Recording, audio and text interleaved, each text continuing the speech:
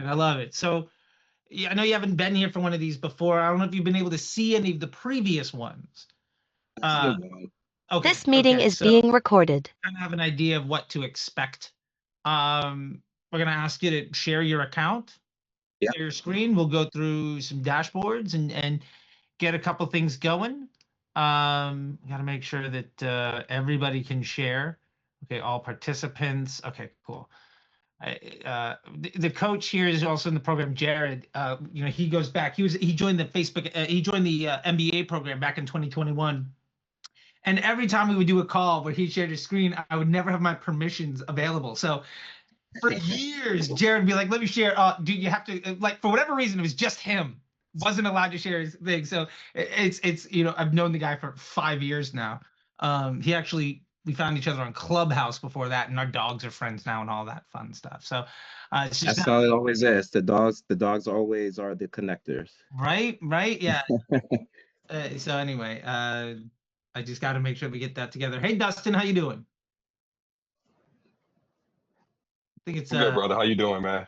I'm doing all right. Yeah. Are you? So how long have you all been in the community? Let's see. I've been in. Let's see. I joined Disruptor Academy. I think last around this time last year, actually. Okay. Okay. Been Yes. So around it's for a been about a while. year now. Okay. Oh, But you've I've been been following you're you for you're longer than that, though. I've been watching your YouTube videos probably for 2 years now. Okay.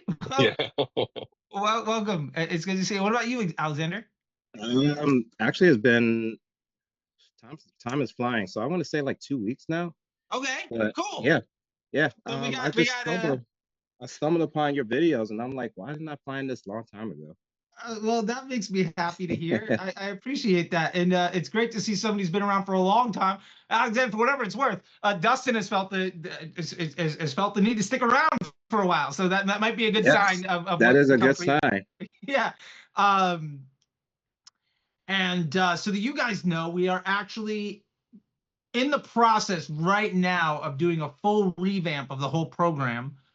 So you still have access to the stuff, but we are actually now gonna we built out a full new coursework for the program, and school has also opened up tiers.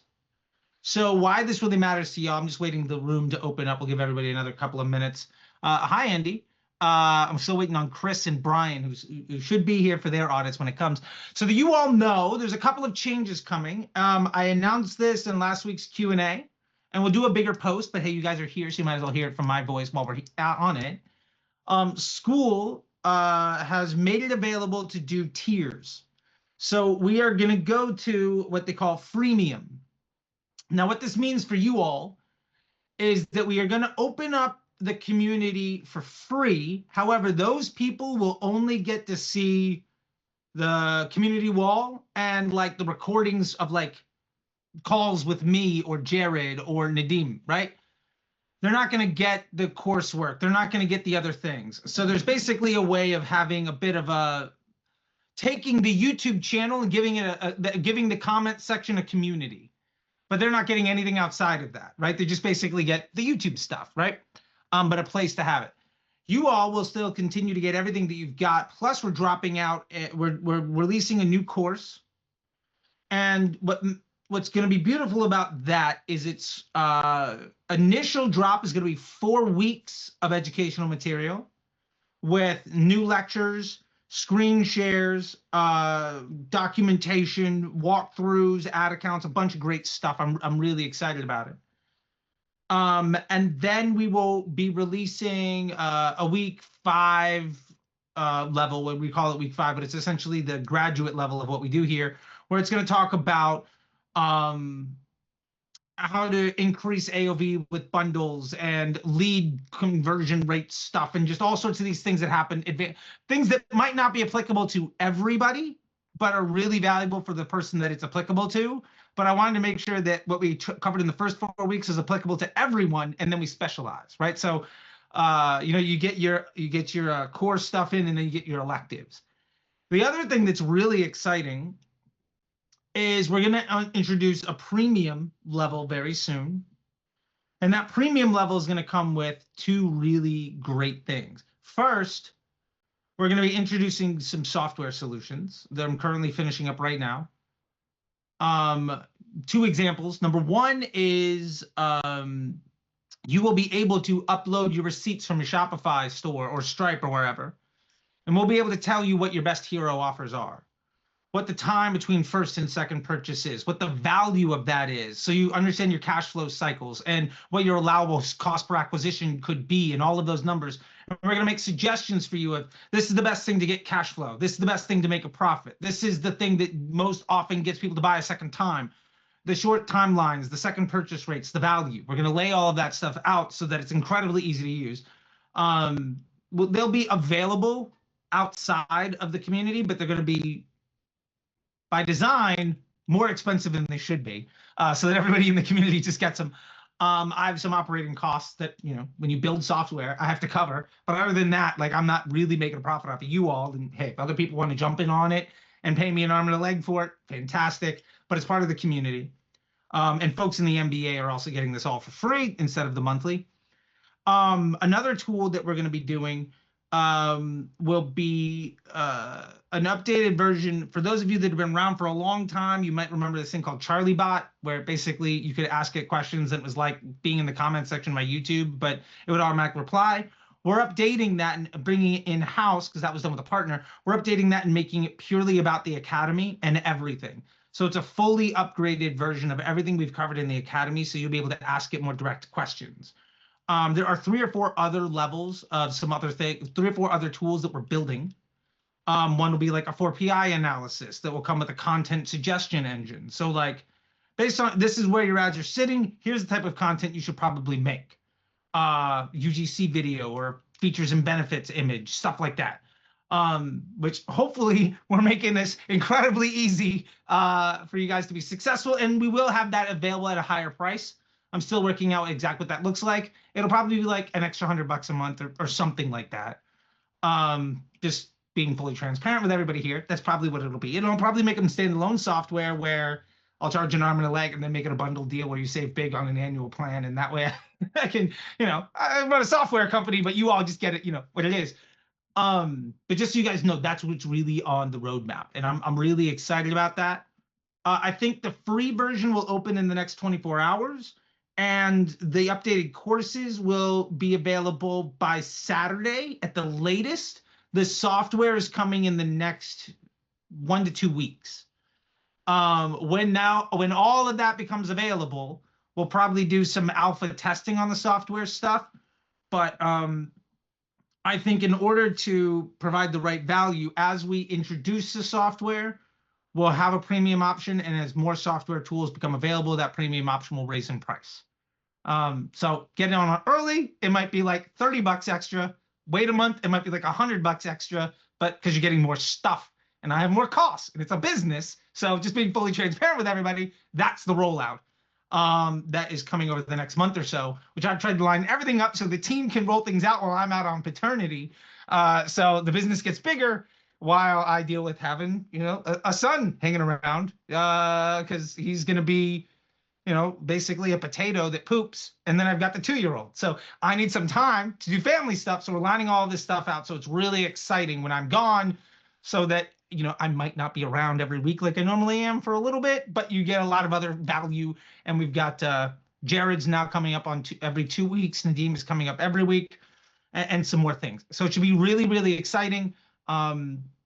And also that premium will probably come with 1 more account audit a month, or some other level of, like, not only to get the software, but more access. But whatever that ends up looking like, we're finalizing all of that right now. Just wanted to let you all know. So with all that being said, I think it's time to jump on in. We got Dustin, we have Alexander. We don't have is Chris or Brian, but I'm just going to check the community real quick, because there's no need in vamping. If people are going to show up, awesome. If they don't, hey, this call, we'll just go deeper on you guys, whatever. Deeper on you guys isn't the phrase I wanted to use. That just, yeah, sometimes you talk and then you think about what you say, and guilty. Let's just make sure that everything is going on here. Okay, yeah, I got no messages from people. I think it's time to get going. So that being said, Alex, if you want to share your screen, we can dive on into it. All righty. I know you're nervous, buddy. Don't you? Yeah. You're in good hands. Yeah. I'm going to take care of you, man. Don't worry. We're going to be in a good place. Okay. Let's see. I have so many windows open. Jeez. I wonder if these are international folks where the time change fucked with them. That might be I it. think one of them said that they were. Yeah. I think Chris is also apparently has the opportunity of making something. He sent me a message. I think he's making like a dog, like a jelly dog call, something for jelly roll. I think he's making, I don't know, some shit. And he's like, yo, I might be busy. I'm like, homie, cool. Like, who am I to say like things are working out for you? So whatever. But yeah, we'll Let's see. see. All right. Let me know, can you see this? There we go. Awesome. All right, Awesome. Okay. cool. So there we go. We've got everything here. I'm gonna go ahead and just do okay. Awesome. Do this. Cool. Actually, no, this, and we'll bring up the chat just so we have it just in case. All right. So this is great. And all right, Alexander. So this is great. Sorry. So thanks for sharing your account, man. Can you Yeah. walk me through real quick? Tell me a little bit about the business and how you make money. Okay. I am doing drop shipping. And what I have right here is, a lot of campaigns because I was taking advice from the wrong people. So yeah, so I had a campaign that was doing well, and I accidentally deleted it because I was trying to organize because I had so many campaigns to, and it was just like hard to like check through it. So what I have now is my product that I'm doing is for like kids that have like ADHD and sensory. So this is like a visual timer, and then I had another product that was complementing it, which is a sensory cushion. So it's like a little um, inflatable seat that has like a little bit of texture to it, so kids can like just wiggle in their seat. Um, the reason why I went with that is because I'm one of those kids. So and I was like, yeah, why not? So I was doing great with making money, and then I took advice from one of the gurus that I paid a lot of money for, and things just went tanked. So when I started to watch your videos, I saw a little bit of like consistent, like I got to purchase like every day, and then that stopped. So yeah, and then also with these right here, I had so like for this one right here, while that's doing this, I was watching all your videos, and there was one of them about like doing a like when you were doing for your perspective funnel building, and I was wondering if I can use that to like for seed money, so I can do like a you know hey, sign up for this. This is going to be something that's like I was trying to hit them in their, emotional, emotional points. So trying to push them into like doing like a barbell.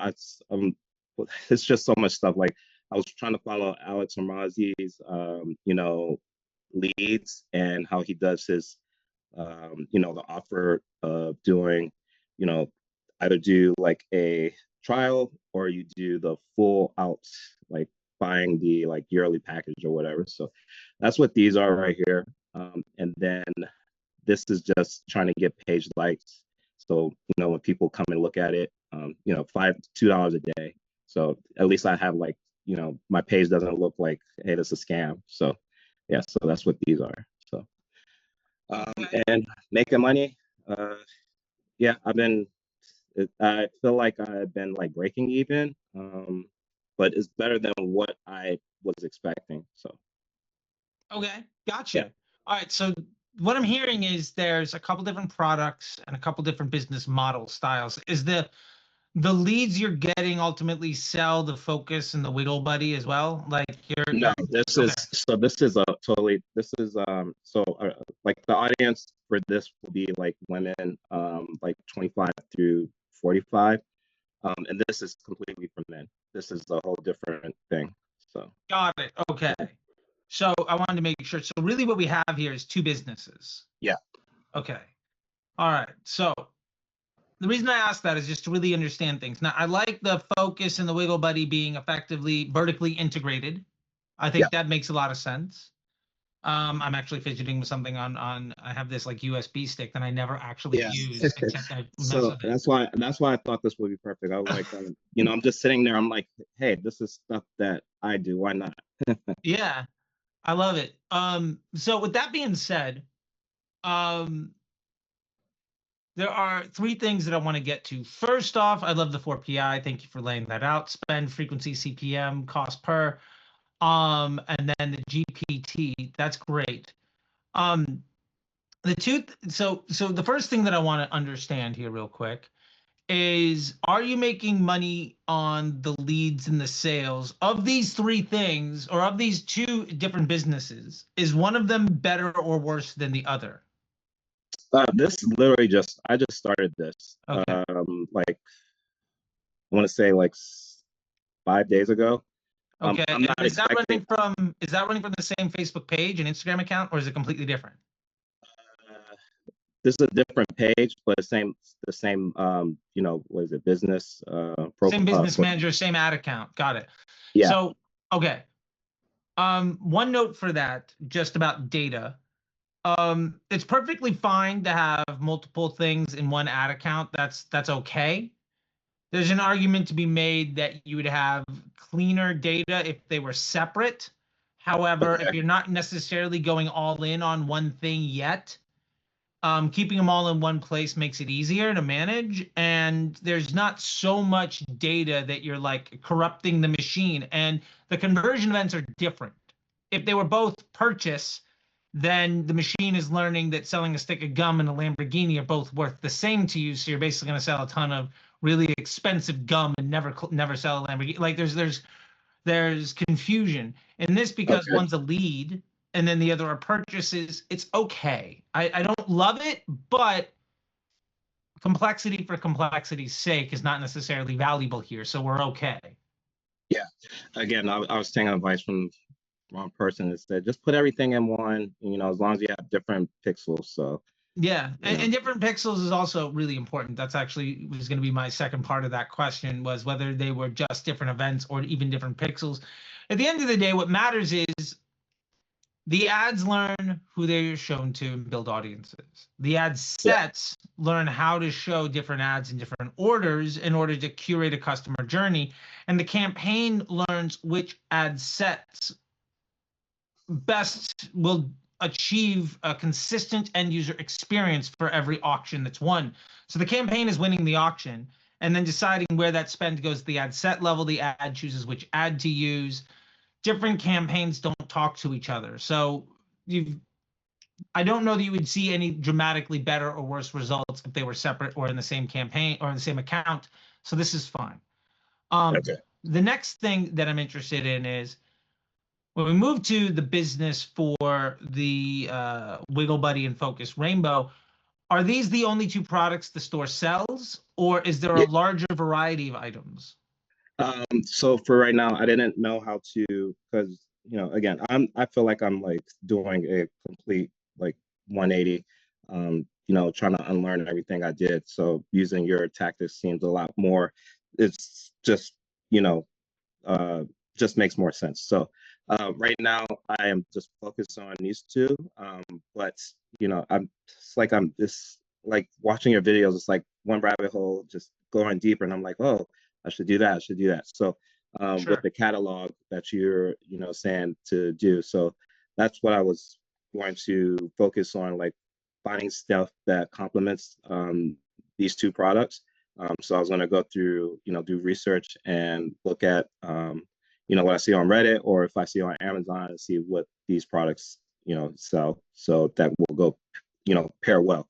Because what I have seen from my purchases, like say for instance, like this right here, Little Buddy, I had a purchase, but they actually bought this. So I was watching, Microsoft Clarity's, the recording, and I was like, oh, okay, so maybe I need to do the send all the traffic to like the main web page or just like the catalog. So, you know, Yeah, so I'll say this. The reason I ask that is really twofold. First, you already called out one thing around an ad from one made a sale for the other. So, um, I would be interested in having custom conversion events set up for these two products. okay. It looks like you have the Pixel Helper, so maybe we could set up a custom conversion event for the Wiggle Buddy, and then you could come back and do it again for the Focus Rainbow. And this way, we would have a column in the dashboard that shows you of all of the sales for this product, how many are for the thing we're actually promoting. The amount of sales that you will make for that product versus everything might be 60, 70%. It might be 30. It might be 85. It's rarely ever 100. But let's understand at the ad level what you're actually doing that's driving the sale of that item. Because ultimately, I'd like to try to pick one or the other. So let's see what we're actually doing well, and then see if we can quantify that by the match rate to the ad, and then pick a lane so that we're not trying to teach the machine to go after both things, but we essentially figure out what's the best way to get a buyer, and then what's the most effective way to get them to buy the other thing on a second transaction, so that you begin to not be as reliant on the Facebook ad for all of your revenue. Okay. So the way we would do that So is, I mean, I could tell you that now that sorry, yeah, now that I understand what you mean. So it will be this one. This okay, one drove. So this one drove the most sales. Before I deleted the other campaign.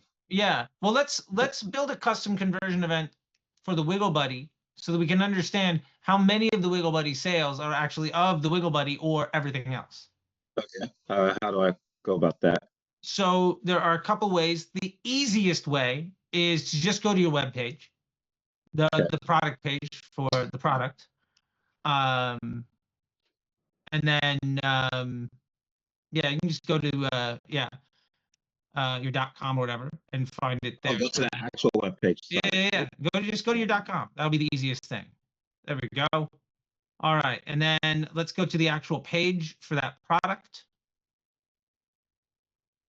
All right, now if you look to the Pixel Helper in the upper right-hand corner, yep, and open up View Content, what you're going to see here is a whole bunch of stuff, but you see Content ID. So it's content category, then content ID, content name, content type is product group. Oh, contact category, contact ID. So let's copy. Yeah, let's copy the number for content ID. Okay. Awesome. Okay. We're going to copy that. Got it. Now let's go back to the Ads Manager.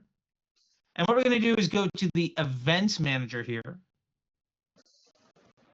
Events Manager, love it. And when this loads, we're going to go to Custom Conversions. By the way, a buddy of mine runs a business that does 13 to 15 million a year. He sent me a text 2 days ago. He was like, hey man, do you have a tutorial on how to do this? And I'm like, I don't know, man. So like, this is really advanced stuff, but also incredibly helpful. So you are the Bible. You are the Bible for this. I appreciate it. Let's go ahead and hit custom conversion here. And so let's call this, what is this, the Wiggle Buddy? Yeah. All right, so this is a Wiggle Buddy buyer. Awesome. Now for event, we're going to use all URL traffic, but just click on that real quick. You could do all sorts of things, new purchase. You could do all sorts of individual items in here. But just for us, we're going to use a purchase event. Awesome. Now for here, you see where it says URL and contains. It's not going to be URL. Click on that. And we're going to do event parameter. Awesome. Right. Now in here, unfortunately, there's no drop and there's no autocomplete. We're going to have to type out content underscore IDs, which is annoying. Contact underscore. No, content. Oh, content. You'll sorry. see it. Content. You see, yeah. Yeah, but So, if you click on it, it goes, there you go. right. Awesome. And then parameter values paste. So what we've done here is we said, we're going to create a custom conversion called Wiggle Buddy so Buyer. I'm sorry. Question: Yeah. Did it need the brackets? No, No. Okay. no. Good question though. So this is a custom conversion. We read from top to bottom. Wiggle Buddy Buyer. When that pixel, that data source, sees a purchase event, and that event parameter contains the content ID of how they're categorizing the Wiggle Buddy. What this means is we can go ahead and hit create. What this means is now every purchase will be subcategorized as, is it a Wiggle Buddy or not? And so in your account, if you go back to your ads manager, now in your campaign level, yeah, in your dashboard, you will probably be able to see it, although there might not be any data. Go to columns and go to customize. And let's go type in wiggle and see if that comes up. It may or may not. It takes a little minute. There we go. There you go. Awesome. So, So you can put in total, you can put in cost, all of this good stuff. And yeah, hits. One thing we're also going to do, go to custom. And now we're going to do is create a custom metric. And here we're going to do, you can just start typing into this combined metrics into the formula. Type in wiggle. I love it. We're typing, this is the terminology. I love when you talk about products because it's like Wiggle Buddy. Type in Wiggle Buddy. No, sorry, in the combined metrics on the thing above that. Yeah, Wiggle Buddy. Wiggle Buddy Buyer. Love it. Divided by purchases.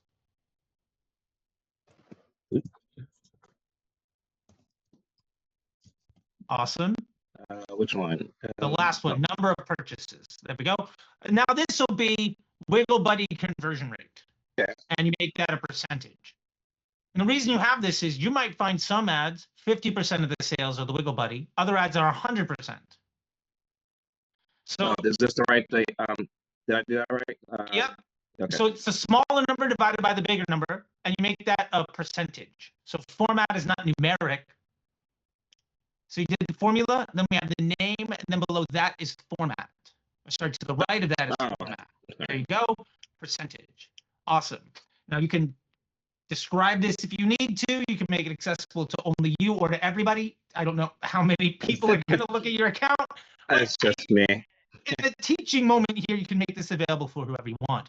By the way, if you ever see screenshots of things that look too good to be true, you could do amount spent times 4,743 and rename it amount spent, and then just have a custom metric in, and that's how people fake dashboards.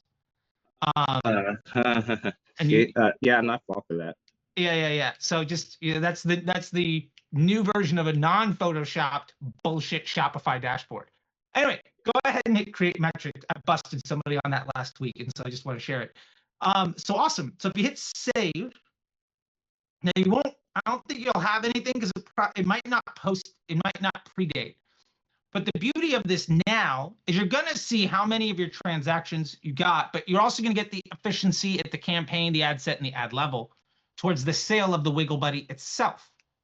So when you begin to get into the ad sets or the ads for that product, you're going to understand it's not just CPA and GPT, but what's actually selling the product that I want.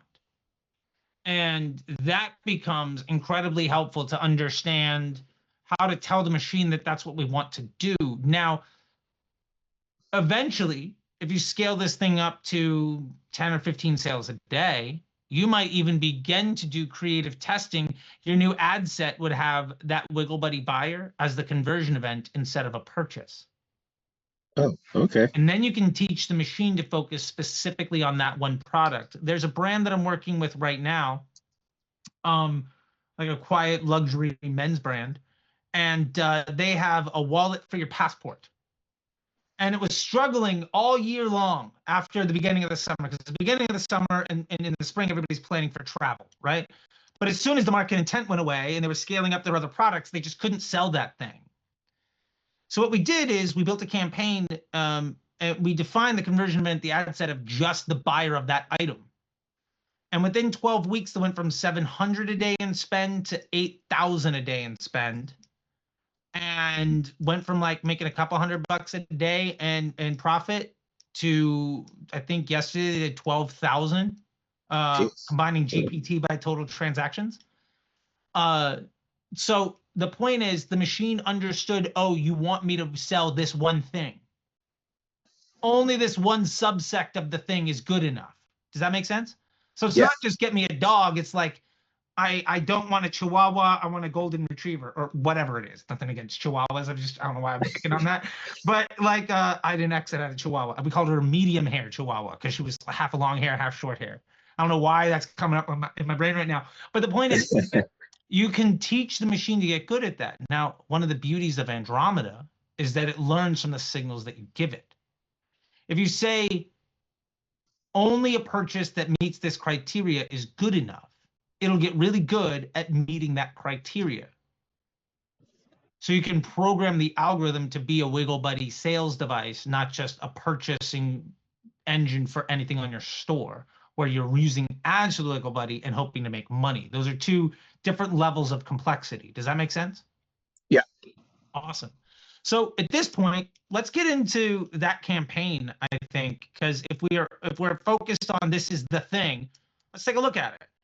Yeah.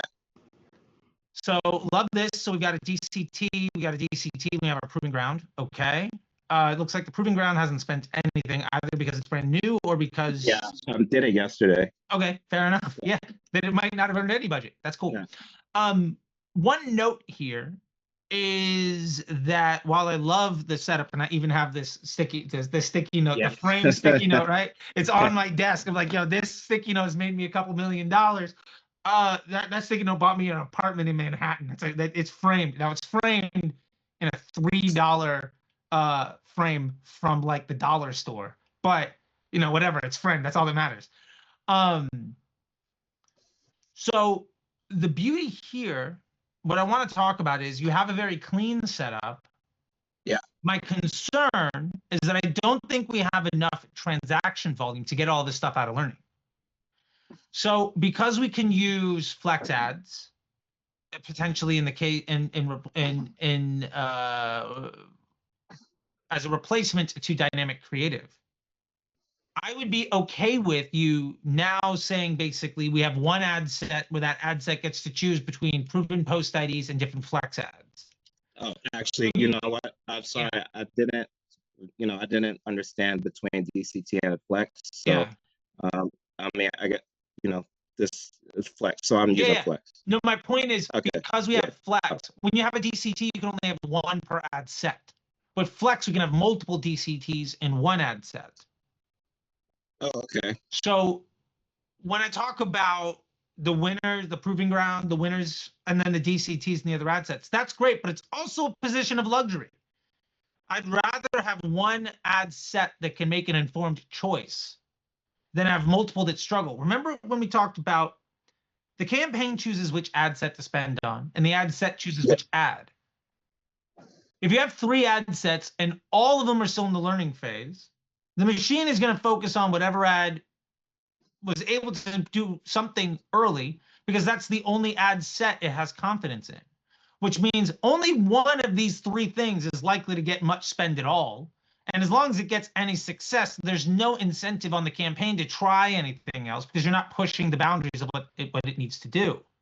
So with that in mind, we can give that ad set more choices. And essentially, it means we have one salesperson with multiple sales pitches instead of a sales manager with multiple salespeople who aren't very experienced.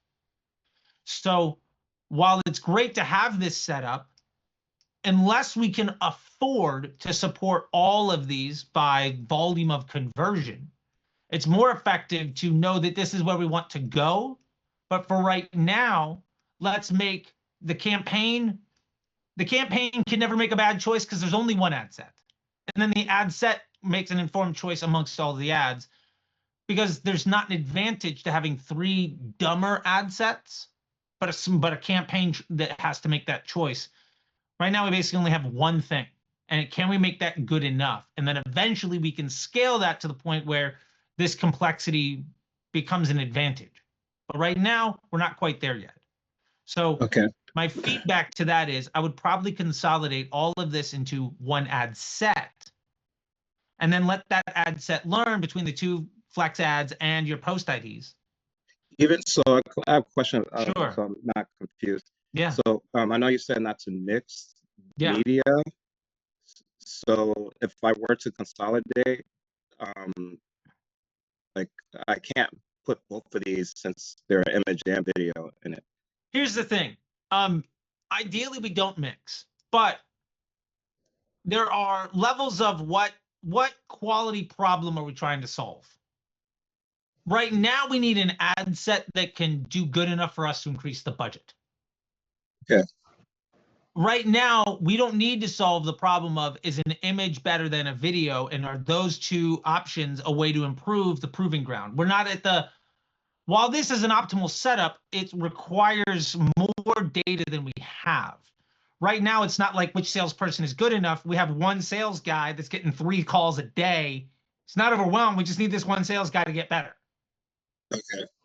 So you're thinking about it in the right way, but this is the context between, you know, what you say on YouTube and how you actually get into like the context of the situation for each person, right? So yeah, what matters here is if we can make the one ad set strong enough that we then need to get more complex because we can no longer increase the budget, that would be great.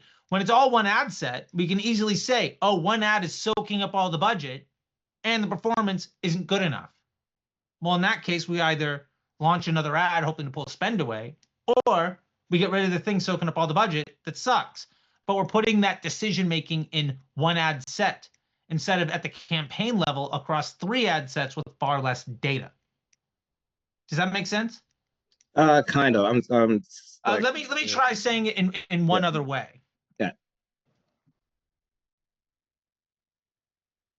Because the campaign is trying to deliver a consistent result, the campaign wins the auction and then chooses which ad set to spend on.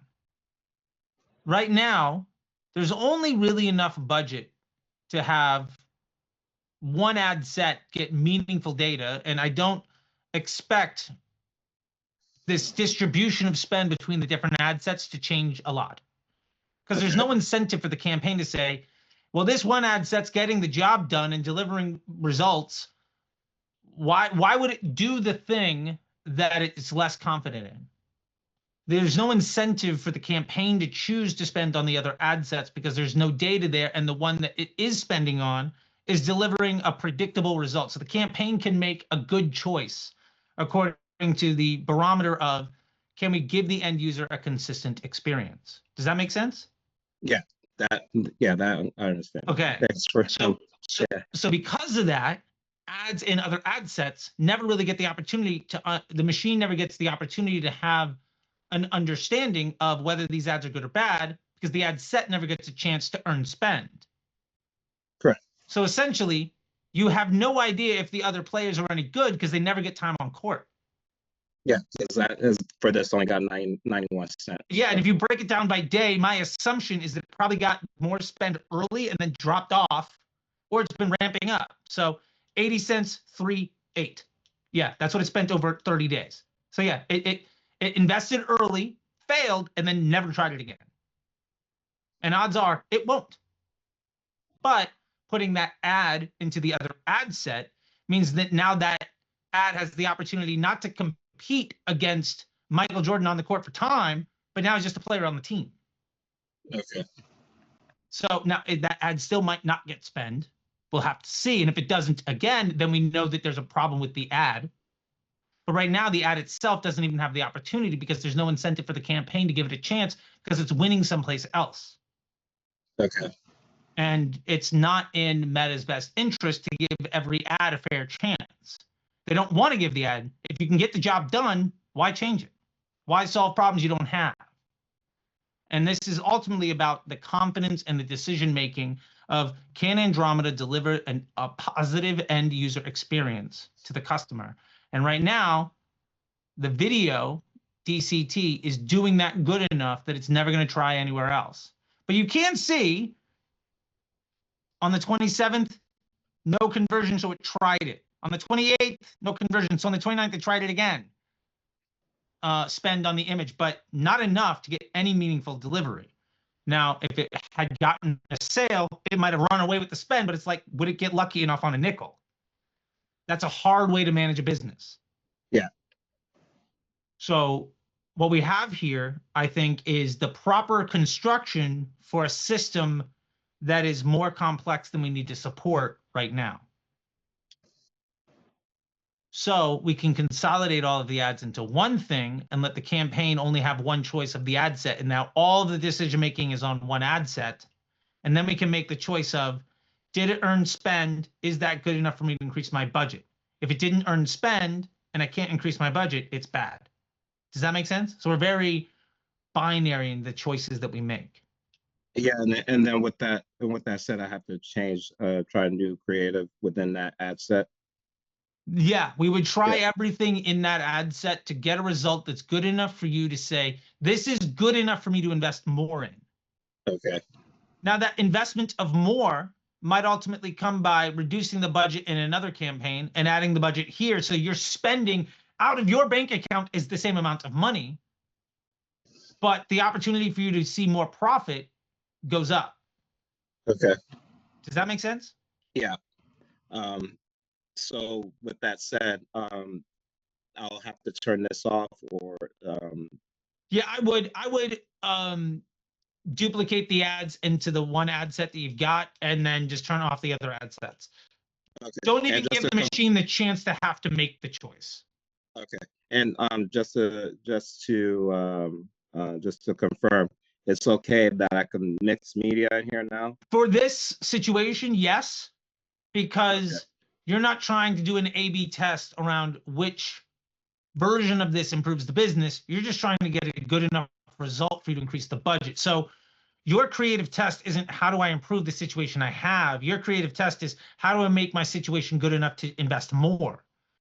You need to get this one ad set to be spending enough for you to have the infrastructure to even do a 2 ad set test. Okay. Does that make sense?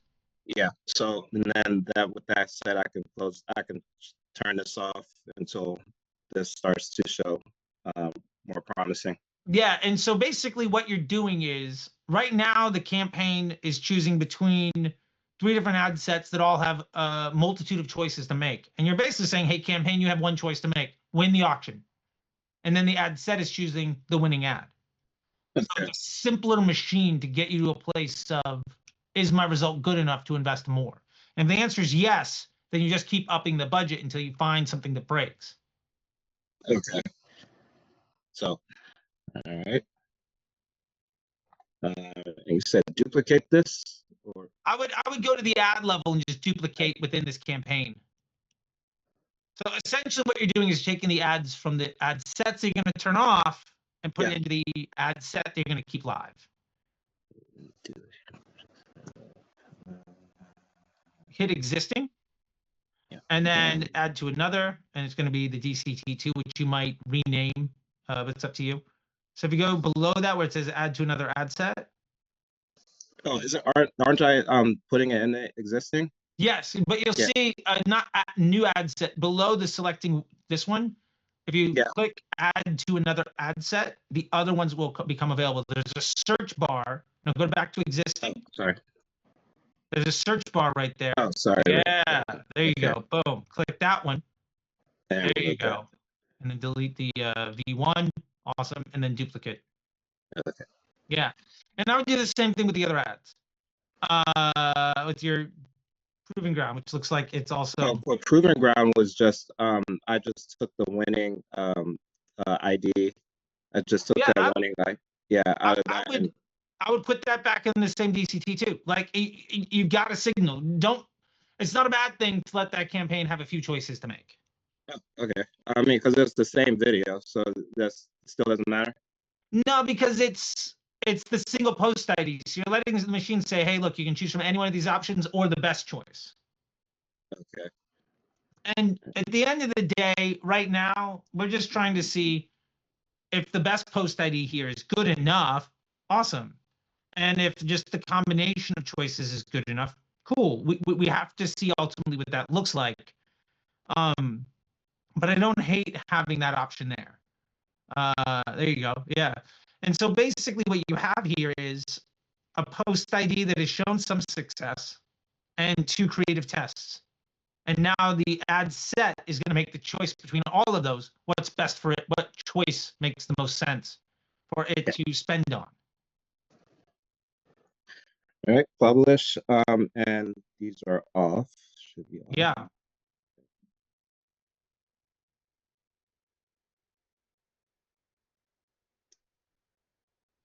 And you might have to, there you go.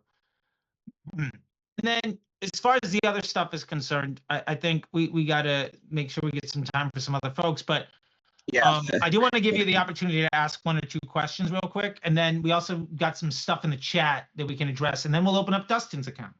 Yeah, I don't want to take up too much time. But yeah, so like, you know, I appreciate, thank you so much for that. So hopefully stuff goes better for me coming days. So what also the thing I do get confused about is 4PI. So when it comes to like, what am I looking, so I know how to optimize, can I get like better, like, you know, how to, because maybe I think I'm looking at the data wrong, and I make like the opposite decisions when it comes to like, you know, what to do next. Of course. Well, with that in mind, do you want to dive into just this campaign? Yeah, let's. Yeah, I want to focus on this campaign. Yeah, let's do this campaign. Let's maybe go to the ad set level because there's not a lot of moving parts. So let's do the ad set level and just break down by day. Okay. And here. I mean, there's 91 cents in the other one, so that it's probably enough. Yeah. Let's just do a breakdown by day. There you go. So if we're looking at this, and obviously the spend level is not terribly high, but what matters to me more than anything is the conversion volume level.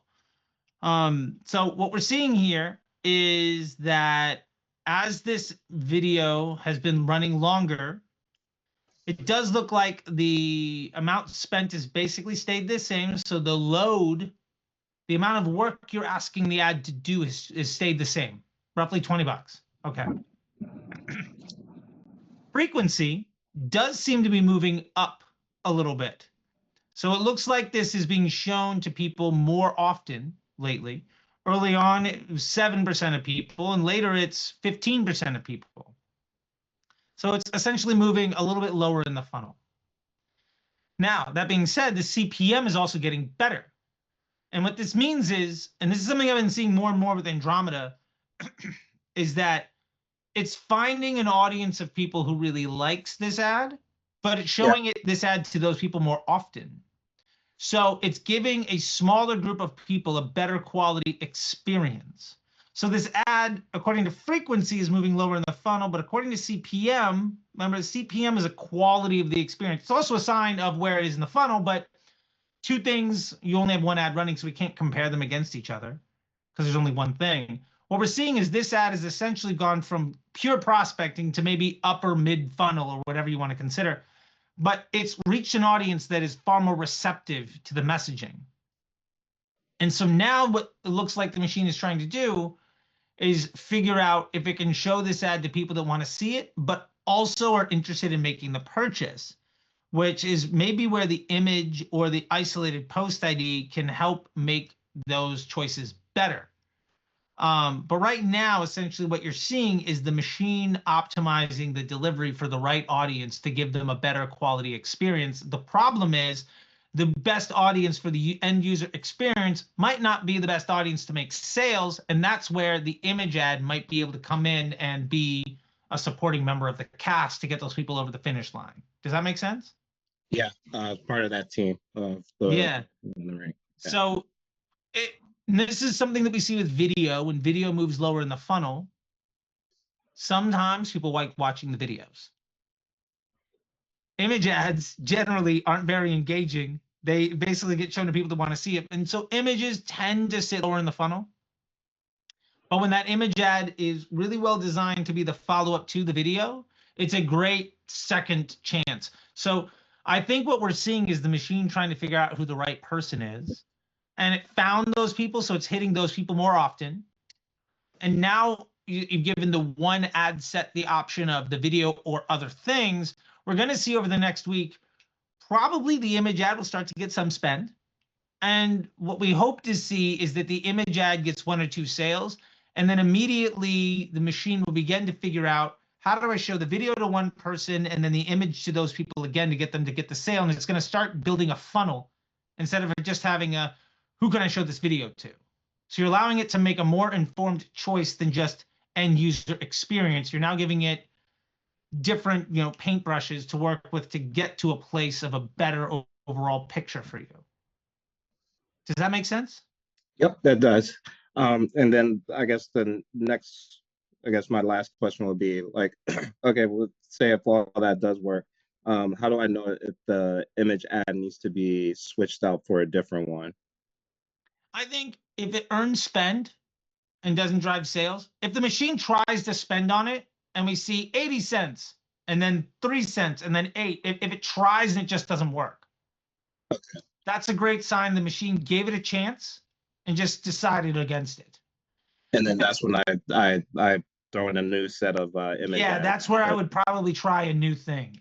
Okay, cool. That actually made more sense now. Awesome. So you're basically saying, hey, ad set, now you've got choices to make. And it's like, cool, let me try it out. Oh, these choices suck. You're like, all right, let me give you other choices. And then you're just going to try to work through that. And the reason this will work is because the video is more or less, it's at a point of stability. We know that the video is essentially now going to sit in that low 1.12, 1.14. It's going to kind of sit in this space. The CPM, the frequency is kind of knowable. So now when we introduce the other ads, how does it change how that video is treated? If that new ad gets spent, it's because the video gets less. If that new ad gets served in the funnel, the video is not going to be shown to the same people. Can we build something that's complementary? And if the campaign likes it and the machine works, it'll run away with it. If it tries it and it fails, there's very little you're going to be able to do to force it to happen again. So we take another shot at it. Cool. Yeah. So that definitely makes a lot of sense, and now I can see this in a better picture. Like I said, it's like you have all this good information, but it was kind of like hard for me to like put it for my situation. So, but yeah, the way that you explained now, this makes a lot more sense. So. Well, I'm really glad, and that's really what Disruptor Academy is all like. We got to put some context. When you make the videos on YouTube, it's hard to make it fit for everybody's situation because everybody's so different. And that's the beauty of being here is my ability to help you out and very individually. And so that being said, Andy's got a couple of questions and then we'll go to Dustin. So Andy, if you don't mind hopping on real quick and asking 1 or 2 questions, and then Dustin, you're on deck. Thank you so much, by the way. Yeah, you're welcome, man. I'm excited to see where this goes. Please post your updates in the community so we can support you. Will do. All right. All right, Andy, you had a couple of questions about this. So let's unpack those real quick, and then we'll get to Dustin. Thank you. So first, that was fantastic. Thank you. So I thank you guys for sharing. So I love that you went through pretty much the kind of restructure of the account.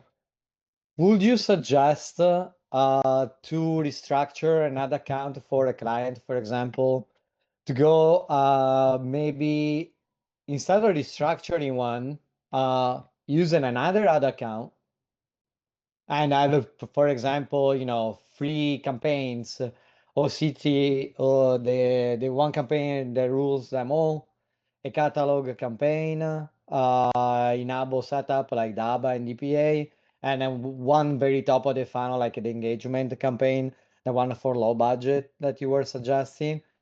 And should I use the same pixel, or should I place a new pixel, perhaps wait a couple of weeks, before running ads and using it, and then so with the new pixel, I'm feeding the algorithm with this custom metric. Yeah. So what you're saying is, if you want to restructure to a quote unquote better architecture, right? Is it good to start with a new pixel? And I will say this: new campaign. Yeah. New campaigns, new pixels. Sorry, new campaign. I mean a new ad account. Yeah, new ad account, new pixel, all of that stuff. Yeah. Generally, I find that full resets are far more disruptive than just improving what you got. Got it. It starting from zero, even if it's now much better, means that you can't leverage all of the information that came before. And I'd rather say, hey, you have all this information, we're going to use it in a better way, than to say Okay. we've got a better process that's far less informed. Okay. Now, the caveat to that is if you're driving a couple hundred, a couple thousand sales in a week or something like that, like maybe you could get there faster and it doesn't matter. But at that point, you're probably doing so much volume that a complete restructure would be incredibly disruptive to what you're doing. So unless there's a real reason that we want to just completely jettison what we used to do, very, very rarely would I suggest or encourage people to kind of do a start over. Because like this ad account, like they spend roughly 700,000 a month, and so going there and do something completely new, it is disrupting, by the meaning of it. So I noticed they have other 6 ad account, they are not running ads on it. So I was thinking I use one of those ad account, the same perhaps maybe pixel, and or they have also enough volume to add a secondary pixel and wait a couple of weeks and then Yeah, I mean, I'll say this. This is one of the examples of like you could do it in the perfect clean way, right. but it's $100 worth of effort for like maybe a 10-cent win. I just the upside is probably not worth the entire level of effort to get there. I think I yeah. improving what you have is going to get you to where you want to go much faster. Yeah, I agree. Yeah. I'm asking because there's an agency on it. Like I'm top of the agency pretty much. Like I'm consulting. It's a difficult position to be, you know what I'm saying? Yeah. So I mean, I think in this case, I would do my best to avoid a lot of busy work that ultimately gets in the way of answering the most important question, which is can we do better? Because here's the thing, there's no guarantee that the better way is actually going to produce a better result. Right. You can put all that time and effort into something that's worse. And the amount of time it took you to build something that's worse, you could just improve what you have. I'd rather make forward progress than take a huge test into something else. And hey, look, maybe you want to make that change, but it's incredibly invasive. And I would try to not make such an invasive move because also one or two small moves might let what you already have might improve it to a place where it just runs on its own and you're totally fine. Right. The full rebuild is often not necessary. Thank you, Charlie. I really appreciate this. Thank you. Yeah, no problem.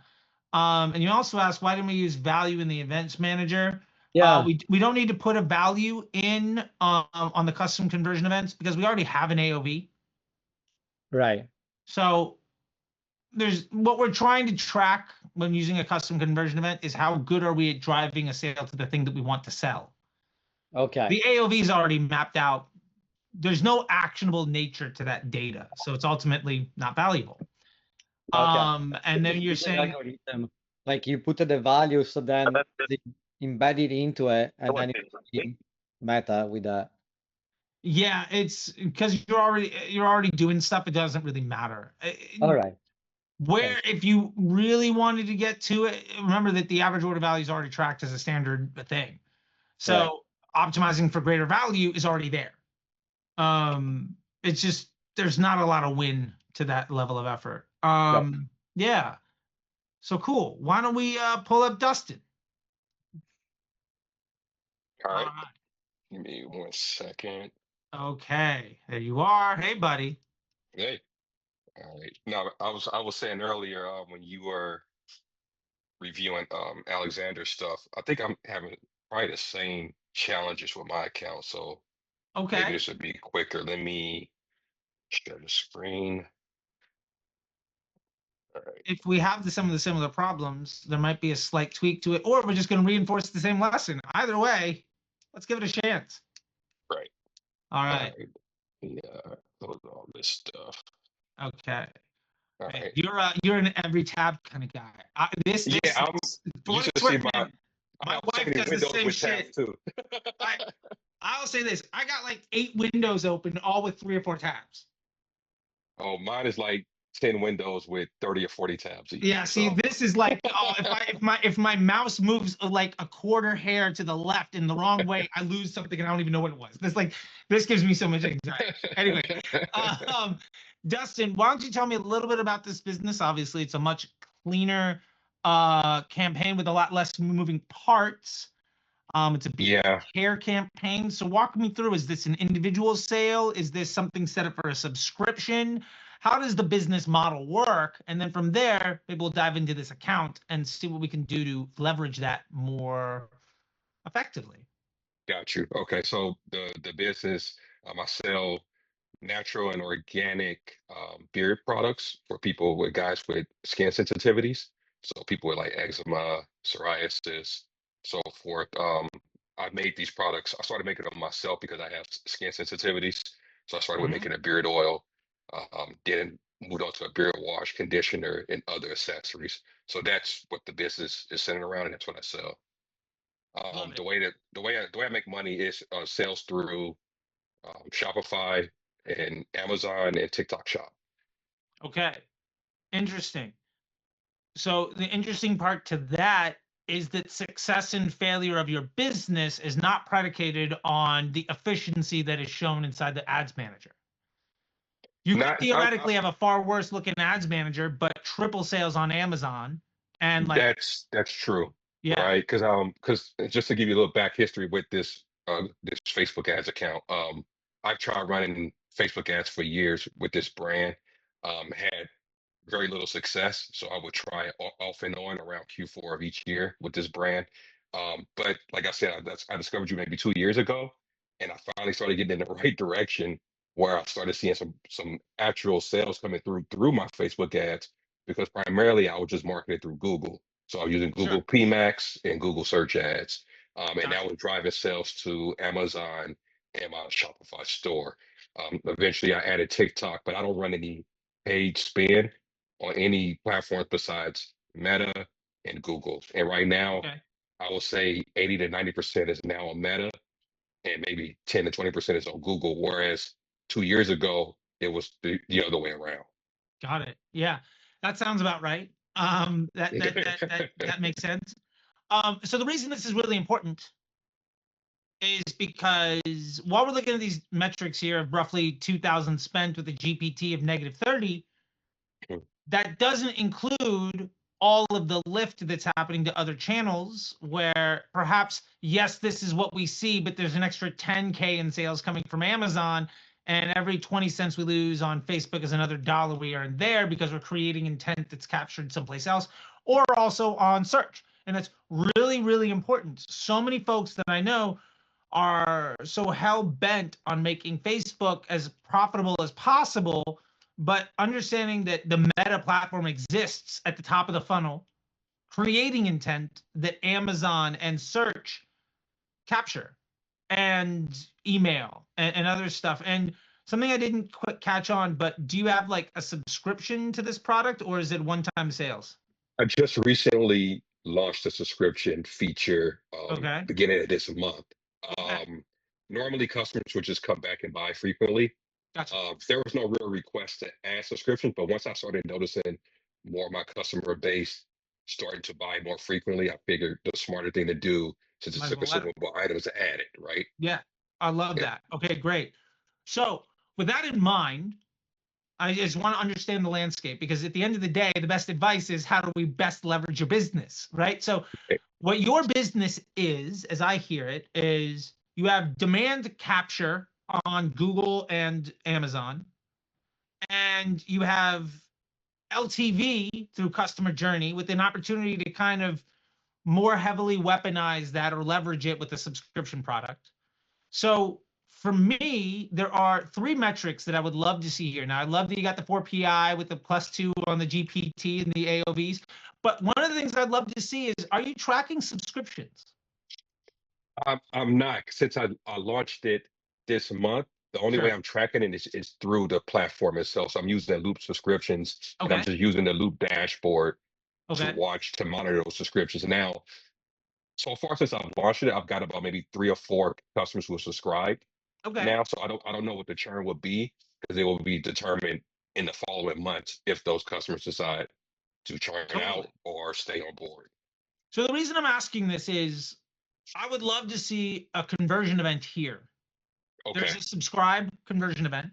It's a standard event for subscription businesses.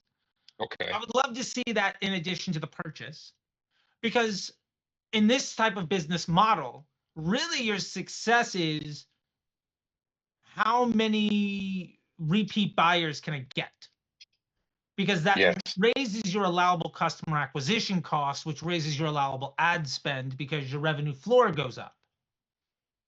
Okay. So really this business is less about making a sale for as cheap as you can and more about how many people can you get that buy again and again and again, and then how much of the revenue from those repeat buyers are you willing to invest in ad spend? Does that make sense? Yes, and through watching your content, that's actually shifted my mindset with this business, which was I was always under the impression I had to go for a higher volume and just first time sales to make a profit on that first sale. And once I started watching your content, I learned, okay, I'm looking at this wrong. I should be more focused on the customers who are not only buying that first product, but the ones that are coming back and buying a second and third time and so forth. Yeah, So and right and the along, reason, and one real quick, I just want to say the reason for that is because the first sale is the least profitable one. right. And getting people to come back and buy again and again, not only is it more profitable, but especially with the Andromeda update, which is something that has always been part of the ecosystem, but is more heavily leveraged in Andromeda, which is one reason why I think so many of the first order profitable businesses are seeing my ROAS is screwed, my entire business is tanking, is because nobody ever goes back. And quality of the user experience, part of that is, do these customers enjoy the brand? If I buy from you and never buy again, that is worse than if I buy from you and I do. So a customer that comes back again and again is a signal that the advertiser is a more valuable impression than somebody else. So if I'm running a beard care business and you're running a beard care business and we both have the same unit economics, but 20% of your people come back and buy again in 30 days and do it 5 times, and anybody that buys from me never buys again and I get 30% chargebacks, my CPMs are going to be 100 while yours are 30. Even if the ads are all the same, because all of that stuff matters. I mean, Meta can see your taxes. They understand what's going on in your business.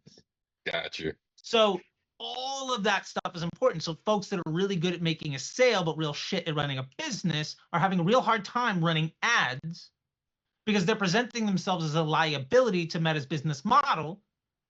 To be fair, I think when TikTok shop opened up, everybody's like, oh, this is all just scammy shit. No, nobody wanted to buy from it because it was all junk. It's Temu. Right. If you know it's all junk, you're not going to buy. And if the whole platform is an ad delivery system for stuff you don't want to buy, well, you're not going to sign into the platform. Right. So it's in their best interest as a business to give the end user a positive experience by showing ads for brands that people want to engage with.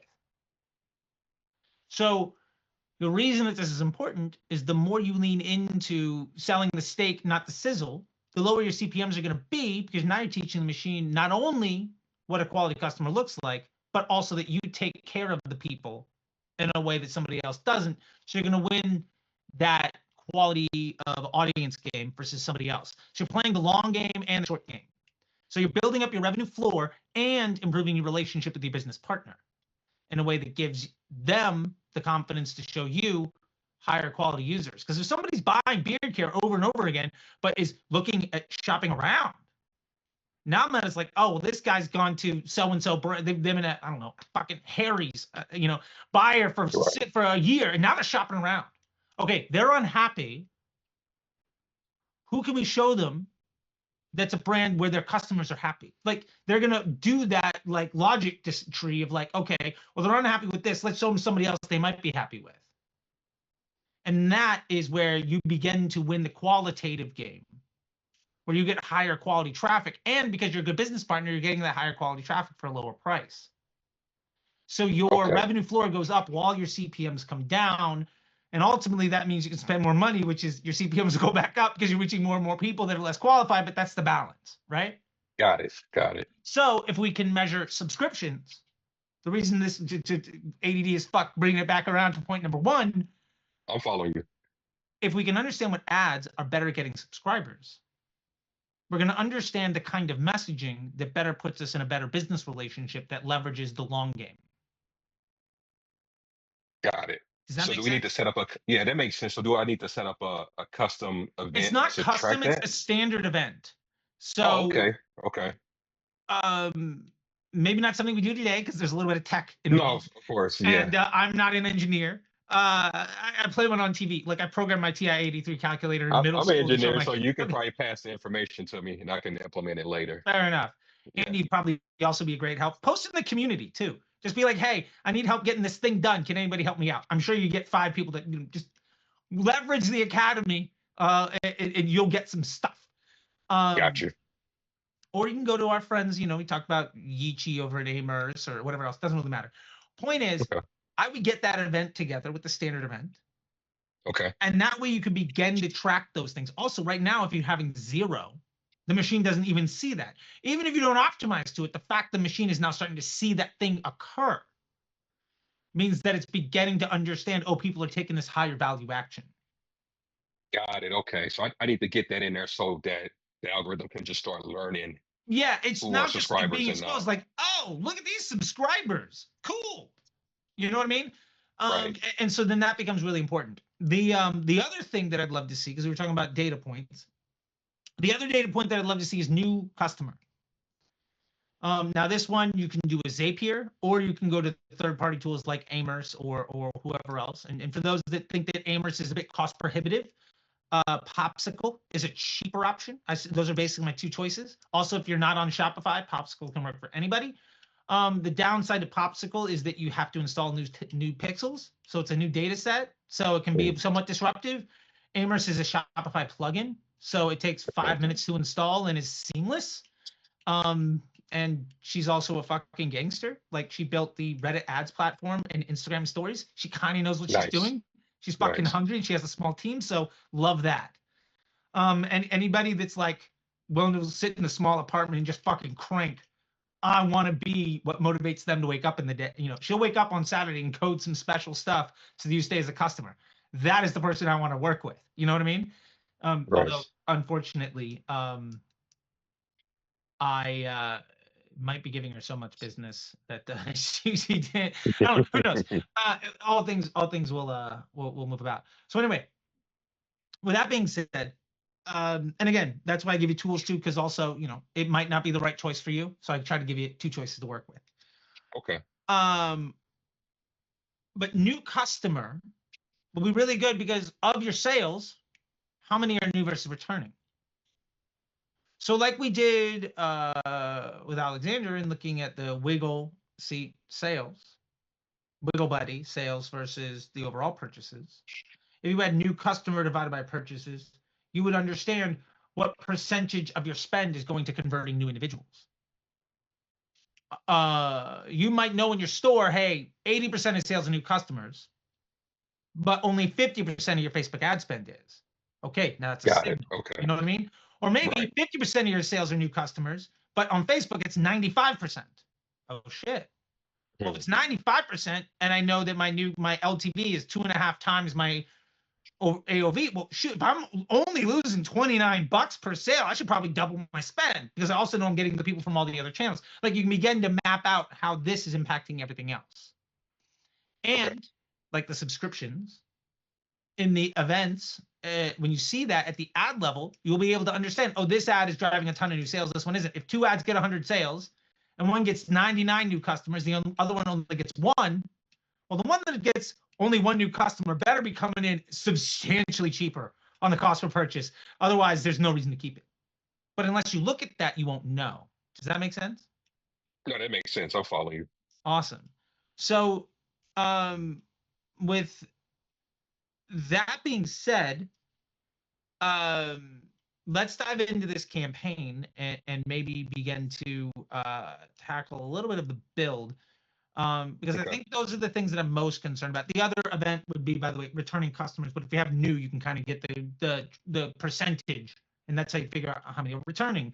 You also get cost per new customer, but that's also I think kind of you go over bullshit. that in other videos too, Yeah. right? I think I saw you done that with a few of these live calls I've watched in the Disruptor Academy, where you kind of explain how to add the ability to see the new customers Yeah, in there. So I can go do that later. awesome. Yeah, I realized I called it out, so I was just moving on. It's just like, I think we've covered that ground a few times. Let's make this a bit more actionable. No, that's cool. Yeah. So yeah, let's dive into this campaign real quick. Okay.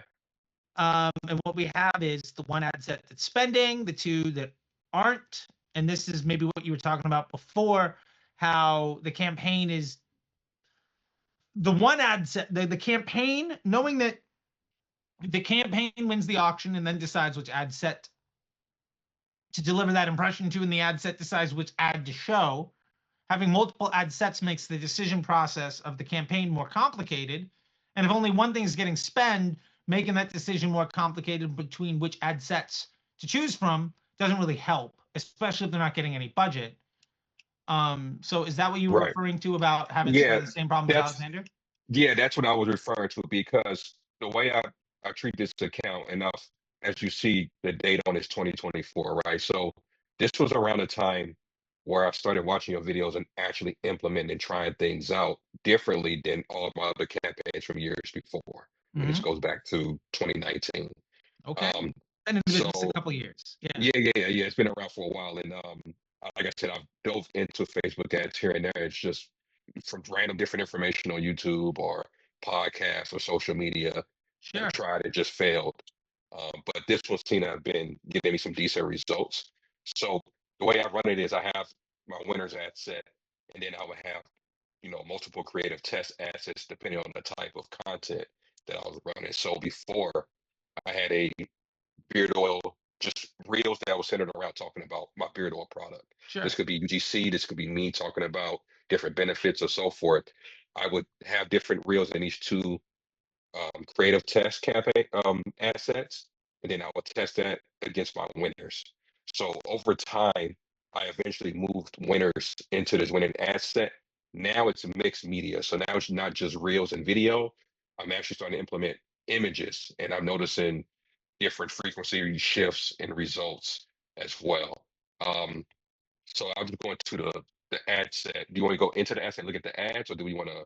Yeah, I think so. Because here, like, it's kind of apparent to us that things aren't spending. But hey, before we do that, actually, let's break down by day, just to kind of see if we can see that trend of the machine trying something and then choosing away from it, so we can see the decision-making process of the campaign. And we go from black box to like, oh fuck, we actually know everything's going on because it's telling us everything. We just now we're actually looking at the information that means something, versus like, I don't know. I was going to go for an analogy. Doesn't matter. Let's scroll down. This one's clearly getting spent. The other options that aren't, we can see here, it's so 27. I turn those off over time. So like I would run it for a little bit of time, and then I would turn it off and move whatever I thought was winning after a week or two into the winner to go against that one. At like 27 cents, and then 3, 11, 6, 1, 15, 1. I would imagine on the days where it got a random spend, probably the day before, the performance was on the control. So I tried it. I was like, man, this is just a hard day. Tomorrow I'm going to try this other thing. Oh, that didn't work. And then it just went back to the thing. Let's scroll down a little bit too. We can see on this other test. And here, it got more opportunity, but it just went up and down. And even where it did spend, the frequency was really high. Like it spent $1.37, and 45% of that was hitting the same person twice. Like that's not very incremental, right? So it's like, we can't even hit the good guy that really likes this ad at 14 CPM. He still didn't buy. This thing's ain't gonna cut it. And so the machine's just like, well, there's no value here. And if there's no value, then the odds of it trying to invest more are really low, because it's, again, their business is built on the end user experience, and if it finds the reliability to that, well, it's not going to let you. It's doing you the favor of not letting you do more harm unless you force it to. Okay. And so that's what we can kind of see here in just 20 cents, 260, and then 75. Like this thing, every time it tried it, it never worked. Mm. And so again, if we were to map these out, because I've just done it over and over again, if you were to lay out the graphs of the amount spent on these other options versus the performance, almost inevitably, this thing getting a random push is either because you increased the budget or because the day before sucked, where the majority of the spend goes. So I was doing a little bit of both. Yeah. It's a low daily spend, but what I was doing is each week I would maybe add $5, $10 Sure. to the budget to And try so, to scale it up. yeah, and so that really explains like, oh, I got an extra $5. Let me throw a $1.30 over here. Oh, Right. it sucked, and so it went $1.34, $2.37, $99.68. Then you probably up the budget again. Like you can see the Yeah. cadence of how you're doing stuff. It's trying it. It wants to. It's letting Okay. it have the opportunity, but it's not making the choice. And ultimately, the biggest reason that these ad sets aren't spending is because there's something else that's already really effective. When you're asking Yes. the campaign, hey, pick your best salesperson to go make this sale, it's not going to try the new guy that every time he gets a chance kind of fumbles. Like, well, fuck that. I'm just going to go get a win. There's no Right. It's going to go need with the for sure it. thing. Yeah. So, but you do have an ad set that has a bunch of intelligence, giving that ad set another opportunity, another tool. You might see the same distribution, but now all of those wins and losses are being consolidated into one thing. You're not letting some salesperson go out there and learn some stuff and then firing them. You're giving one salesperson another option, and it learns from that, good or bad. It gets better. Okay. And that's where more ads and an ad set versus more ad sets, that's how that really interplays. Think of every ad set as a folder of data, right? And then every ad is a folder of data, and every campaign is a folder of folders of data, right? Like it kind of works that way. So Okay. that's where we can see it's trying some stuff. It seems like it tried the images more than other things. Like, there's an opportunity there, but when you're making the Now campaign make the choice, it's just not going to choose where it doesn't have confidence in a win. keep in mind, like some of these assets, they've been off for a while, so I've only turned them on recently and then turned them Yeah. off. That's why you only see the dates for certain ones. Of Others course, I of ran course. in the past, Yeah, right? yeah. But even on just the day-to-day delivery between these, like You can see the cadence. yeah, if you saw, for instance, on this screenshot, like if you saw on the 20th, we got a sale. On the 21st, it's not going to be $1.03. It's going to be like 10. It's going to be 20. Got You know it. what I'm saying? Like it's going out there, and that frequency, it's like, okay, we're going to show this to just the people that really like it. They didn't buy. Okay, we're going to hammer the people that are really interested. They still don't want to take an action. Their quality of experience is okay, but we're not driving them to do anything. Nobody's taking that action, or the people that do click don't buy. So on that day where it's $1.37, where 45% of people saw that ad twice, and a $14 CPM on the 22nd, if we go to the 22nd on where you did spend money, at a 14 here on this one, it's 125 at a $30 CPM. So it's prospecting more, and those people had a lower quality experience. Now on that day they didn't get a sale, but you can see how the machine is trying things major out. difference. Yeah. Okay. That makes complete sense. And I think it's because of, when I go into this asset, it's because of this one ad in particular. Okay. This one. Yeah. Now, do me a favor. Can you break down by week instead of day? yes. Give us a little bit of the ability to actually have any clue what's going on. Okay, I like it. Okay, there we go. And so here we got the secret to a fuller beard zone retargeting ad. Got it. Okay. I mean, that was just jumping out at 2.4. Right. Yeah, the CPM is less, but it's, on substantially less budget. So it's just hammering these the were very bottom of the funnel. And so these were the image ads that were in the creative test for images, and I pulled this one was getting the most spin out of the rest of them, so I moved it into the winners. Okay. Same thing with this one, which, as you see, was done maybe a few weeks ago. Yeah. I moved this one in recently as well. This this particular ad, I just had it running since Q4 2024 because it just broke out, as you see, and it's Yeah. been getting a large amount of spin ever since and drives conversions. So Yeah. I figure, okay, this is my winner. This is like my Michael Jordan, right, or my LeBron Yeah. James. This is like my star player. And it's But interesting to me as you scale the budget, it's moving further up funnel. It's getting more and more yes, effective at filling the funnel. And as a result, it's not necessarily getting better at the efficiency per sale. yes, I've noticed that too, and that's recently happened as I started introducing image ads. Because when I would put other videos against this, the videos would not get any spin at all. It would Sure. just keep going back to this one. But once I started bringing in these images, I've noticed the same thing you said. The frequency, it would start moving further up the funnel instead of staying at the lower funnel Yeah. position, which And has so, always been for a while. yeah. And so what I'm hearing you're doing is trying to creative test to put something above it in the funnel. It doesn't work. Yes, So you're launching stuff that sits lower, but they're not making sales. yes. And this is just sort of that tough spot where we got to keep kind of testing to see what can we do to kind of close that loop where we do get a sale. There's the one ad above it that got a purchase, but one, it might just be lucky enough to have gotten the sale. Who knows? That's what I'm thinking too. It seemed Yeah, like that it got one conversion, and I wonder like, are these image ads just not? I mean, I think they're more middle of funnel, top of funnel. They're just getting awareness, but that yeah, but this reel, the video seems to close the deal.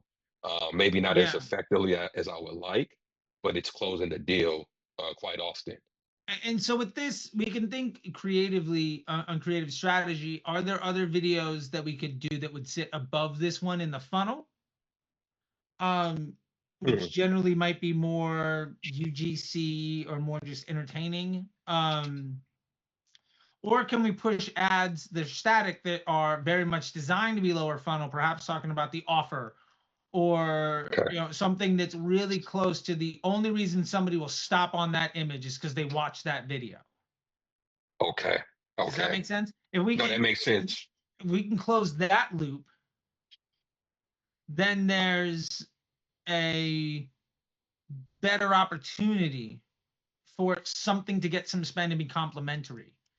And I think the real difficulty is you've got something that kind of sits, does well on its own, but you can't find something that more efficiently finds new people and drives a sale. And you can't find something effectively yet that will close the loop at the bottom. And you're just kind of stuck in this middle ground. And with that in mind, that's where I think trying to pivot the definition of success around, well, what gets a subscription? Okay, now we're Okay. completely changing the game. Or what if I just started spending money on Amazon? Or can I increase my budget on Mm, Google? Right? Like if I know that I can't solve the problem right now, because honestly, number one, you might be facing an issue of what you have is good enough, but you don't have the budget to get something better, and nothing else you launch has a shot at making a better choice. You're sitting in a situation where the current spend volume and complexity of the issue won't really allow you to effectively test this. So if you were going to solve that problem, it would be other ad sets and minimums and maximums. And you're just kind of playing this game. And I don't really want to suggest that. I think I would continue to try on the ad side. But okay. understanding that right now you've tried a lot of attempts at cracking the nut on the meta side. Are there other opportunities that would make you feel more comfortable increasing the budget, or can you begin to feed the machine other data that will change how it evaluates the ads that you have? I think Hmm. essentially, if you can't solve the problem you have, how do you reframe the problem to try to solve a different one? No, I understand it. And let me give some context to that because remember, I was saying in the beginning, 80% of my spend was on Google and 20% was on Sure. Facebook. What I started seeing was that, yes, I was getting a lot more Google conversions because that's the channel I relied on for a long time. But Yeah. once I started learning from your information and implementing your strategies, I noticed that Meta and Instagram started bringing in more conversions. So what I did was my thinking was, well, okay, let me lower my spend on Google and increase it on Meta and see if I get the same results. I started getting similar results where I was still getting Google conversions, but I started getting even more Meta conversions. And so now I have this the spot where I'm spending 80% of my budget on Meta and 20% on Google. And I'm even considering turning Google off and putting all my spend into Meta because I see that Google still performs and closes and gets conversions. Now, Yeah, either I turn it off or I just make it 10% sure. instead. Now, this is when I say 80% and 20% or 80% or 90% and 10%, it's still a small daily budget. And that's Right. what I guess my next question. And I think he was talking to Alexander about this, about not having enough data or enough spend to get enough data to make a judgment call. I'm wondering, do I need to increase my spend, my daily budget here to get more data to make a more informed call? Or should I not I do will say that? this. I think it's, if you were to increase your spend, you would get more data here. What I don't want to do is tell you to lose money to try to solve, to try to figure out what problem you want to solve. Understood. If what we have doesn't allow us to focus on that, then for me, the question is, what can we do that will give us the resources to do that? Now, one of that is getting the subscribe event so the machine starts to see additional information. Another one is page optimization or whatever to get more subscribers and then letting those people come back. I mean, hey, 4 people, but if they come back and buy again in 30 days, your CPAs, those are essentially free sales. So your blended CPA drops overnight. Right. What can we do to mess with that algebra? Sometimes the easiest way to mess with that algebra is just raise price by $5. Whatever it is, you know what I'm saying?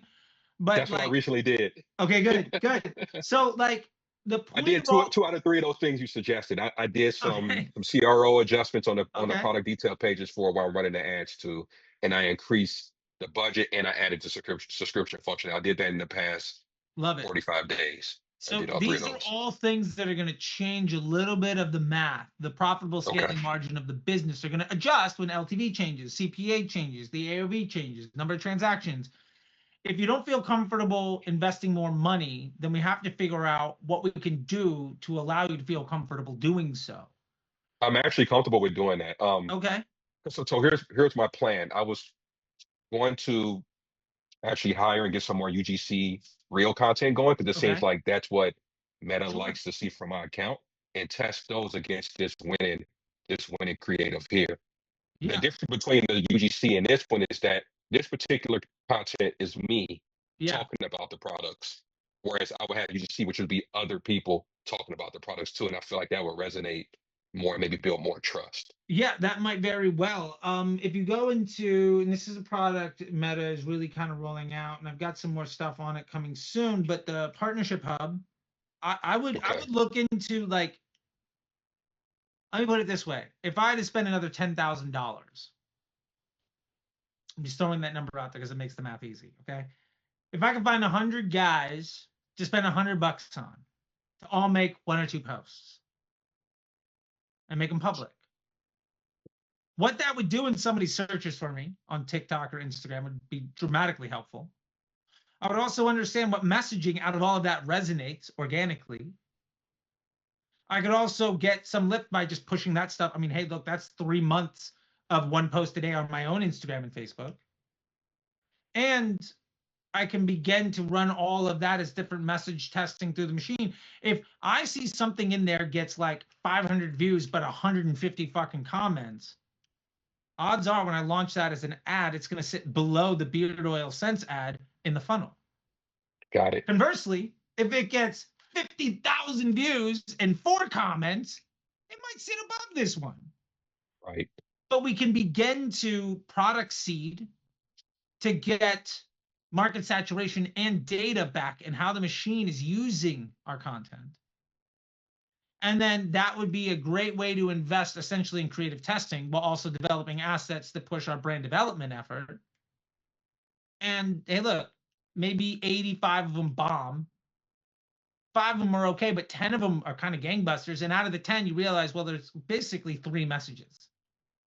Well, if those aren't ones you're currently using, and say, of those 3 messages, they all kind of behave similarly, which is what I would expect. If one of them is really just like nobody watches this stuff, but everyone that does is super engaged. All right, now I've come across a creative concept that I could then just throw into a 322 ad with the 3 reels and just expect that to Okay. sit lower in the funnel. Got Like, it. Got it. can I weaponize organic to do brand development and product and market research? And to be fair, like I'm, you don't have to use this math. I'm just saying the 100 at 100 is 10K. It just makes it easy. But maybe it's $1,000 and you find Right. 20 guys to pay 50. Well, That's actually whatever what it I'm thinking is. about doing. I'm thinking about doing like 500 for $1,000, maybe get 5 to 10 guys, and then run those creatives in one of my creative assets for reels against the winners, and then Yeah. pluck some of those winners from that creative asset, move them into here, and let them go against Michael Jordan pretty much Yeah. and see how they perform. I like it. I would optimize for scale early on just the volume of shots you can take. What do you mean by optimize? Does that mean increasing my spin No, or that means I would rather get 200 videos that are cheap than 20 videos that are expensive. got it? Okay, that makes more Because what sense. really matters to me in what I've absolutely done even on my own stuff is I will just take those and just transcribe the videos and then like throw it in the chat of the transcriptions of all the videos and just be like, these 5 worked, these 90 didn't. What the fuck? And like just Mm, figure out what's going on. For okay. instance, I did that with the MBA program ads, and I found overwhelmingly that when I talk about the message that worked, whether it was in the hook or even much later in the video, the things that got me sales calls of high quality. So for me, it's not a subscription, it's a submit application, and then that submit application is good or bad. So I'm like establishing some qualitative nature to my lead gen, which is basically a purchase and subscription or whatever. By the way, when you subscription, also fire the purchase event because it is a purchase. Don't Right. replace it, just make it a second one. Got it. Which I'm glad we got to so much later. We got to that point. The point is, what I found is like 80% of the ad spend that was good had the message of, if you think the machine getting smarter is the reason results are worse, it's because you're doing the wrong thing to begin with. Mm, That message apparently really resonated with people. yes. And like, okay, awesome. So that's what I doubled down on. And now, I got 2 sales guys that are backed out like 2 weeks. Versus before I was like trying to get a sales calls booked. And so like on that for my own business of the MBA program, that was an incredibly effective way of doing it. Now, I mean, we got, own problems of having a new sales guy and some conversion rates and some show up, but we're fixing that all out. My problem now isn't I don't have any sales calls. It's I got 2 guys booked out for weeks. How do I make sure to clear their schedule? The guys that are just a waste of their time, guys and gals that just aren't going to show up or aren't going to, we got different quality problems. You know what I mean? Got Which it. for you Got it. might be, I'm getting a bunch of sales, but a lot of them are repeat customers or they're all purchases, but not a lot of subscriptions. How do we change the frame of things? And if you can increase the budget, I'm totally happy doing that. And I would really try to invest. Like I said, the partnership hub is a great place to find things. Also, if you have the money, Incense is great at doing that at scale. What's your Um, thoughts on Billo? I think Billo is okay. I think Incense is Billo is a Temu version of Incense, but it's also Okay.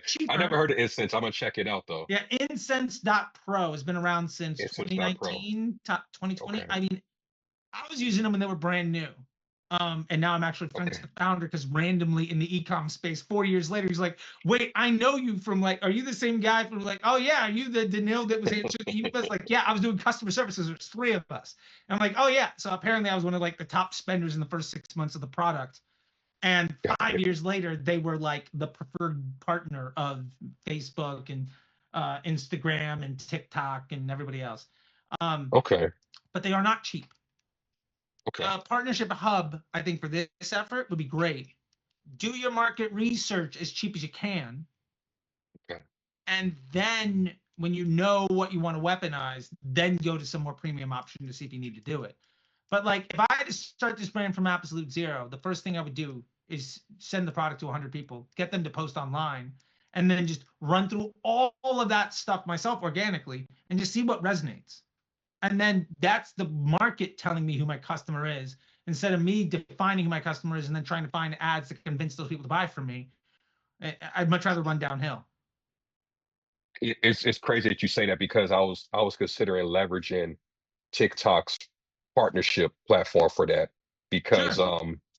I was thinking of doing something similar where I was going to mass send out free product to a number of people on TikTok, Love maybe it. offer them a very nice incentive to try to make content for it on TikTok as well and get that going, and then Yeah. maybe leverage those videos on Meta and Facebook.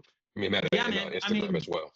if you were to say this is how much money I'm willing to invest between product and shipping and paying people, whatever it is, and just like set a number, like what is reasonable? Like, is it $50? Is it $100 per post? Whatever it is. And just be like, my goal over the next week or two is to get all of this shit in, because now I know if you spend the next 2 weeks getting 100 pieces, you don't have to think about an original piece of content until February. True. Okay. Now organic is taken care of. That box is checked. Got it. And you get a shit ton of market research coming in. Plus, if people search for your brand anywhere, oh, here's 100 videos on TikTok talking about it. Right. Right. And all Okay. you're doing is then mining that shit to figure out what might work as an ad, but you don't have to spend conversion dollars against Michael Jordan to see if it'll work. Got you. What's your thoughts on because I was reading your PDF about scaling on a small budget and Sure. using the engagement tactic of using some spin towards my current content that's on Instagram and Meta. Yeah. Do you recommend I do something like that now, or should I I mean, just I focus would, on what you said? I would do some of that now. And if you were to get in 20, 30, 50, 100 pieces of content, 100% Okay. do that, post once or twice a day. I mean, look, you could throw up 10 pieces of content and as trial reels or whatever over the next week and a half. And you don't have 3 months of content, but you'll learn real fucking quick. Got And you. to be fair, Okay. if you throw up as a trial reel, you don't have to make any of those things public. You could just let the ones that you like out, and then the ones that suck, you just post organically later on, just so that Got box is checked. Whatever you want to do. But I like all of that. And then you just run your ads against that audience that has pre-qualified themselves as being interested. Now you're Got it. preaching to the converted instead of standing on the street corner trying to be a missionary. One of Got those it. Yeah. might be more rewarding, but one of them's a lot easier, Exactly. you know? So with all that being said, man, that's where I would go with this. I think you're in a great place, and I really appreciate it. Is there? Let's save time for maybe one more question if you got something, and then we'll call Yeah. it. So this is about my daily budget, and I was saying like I'm okay with increasing it because I feel like Okay. I could get more data. Sure. I'm roughly spending about $75 a day, Okay. and I feel like that's not enough to really see how things are going. Sure. What do you recommend I go maybe just start at 100 now since we're going to Q4 and maybe harder I mean, to win some bids? I don't think that the budget number itself is very meaningful. I think I Okay. would be looking at either making a small change every day. So, for instance, making an automated rule that changes the budget by 1% a day. Take 2% Now, a day. do you something have like that. videos on how to do that? Because I've heard you mention that a I number mean, of times, and I if you haven't want seen to how end to this do call it. with how to make an automated rule to scale your budget, so you don't ever have to touch the budget again, I'm happy to do it because it takes like Let's 2 let's minutes. do that. Let's Okay. do that. Okay. Go to the campaign level. Let's knock this out. Okay. All right. Yeah, I think somebody that was on the audit just messaged me, so we might have to do another call Okay. before paternity. All right. You see where it says more below the ads for one ad set? There's a drop down button. So above frequency and ad spent, amount spent, there's a more with a drop down. Click that, create a rule. Awesome. Custom rule sounds good. Hit next. So rule name, let's say it's a performance gate scaling, so it'd be PGS, shorthand. Yeah, no, of course. Let's say plus 2% a day. Awesome. Let's apply this rule to all campaigns. Don't worry, we're not going to apply to all campaigns, but All active ads? all active campaigns. Oh, this one right here. No, one below that. Oh, this one's sorry. All active campaigns. Action, select an option. We're going to increase daily budget by, cool, 2%. Awesome. Now let's do a maximum cap. What do you want? 100, 150, 200 bucks. Like at some point, like you can always change this, but don't let it run infinitely to like $1 million. Like let's give it We'll set it some. for 200. Set it for 200. Awesome. You can come back in 2 days and make it 2,000 if you want, or 100, whatever it is. You can always change it. Okay, happy with this. Action frequency doesn't really matter. Conditions. We're going to change this to say this is cost per result. Click on that and just type in name. Campaign name. Love it. Click on that. Contains PGS. Add. Now, what if we do nothing? What we have here, when we read automated rules, we read from the top down. So let's go to the top real quick. Our rule name is PGS plus 2% a day, which means performance gate scaling at 2%. Now, technically, we don't really have any gate on this, but just in the world of automation, it's easy enough for us to designate this as a scaling rule. Cool. This applies to every campaign. We're going to increase the budget of every campaign by 2%, up to 200 bucks, but only the ones where the campaign name contains the letters PGS. Got it. That's going to happen every day at midnight. Okay. So if we like this, we can hit create.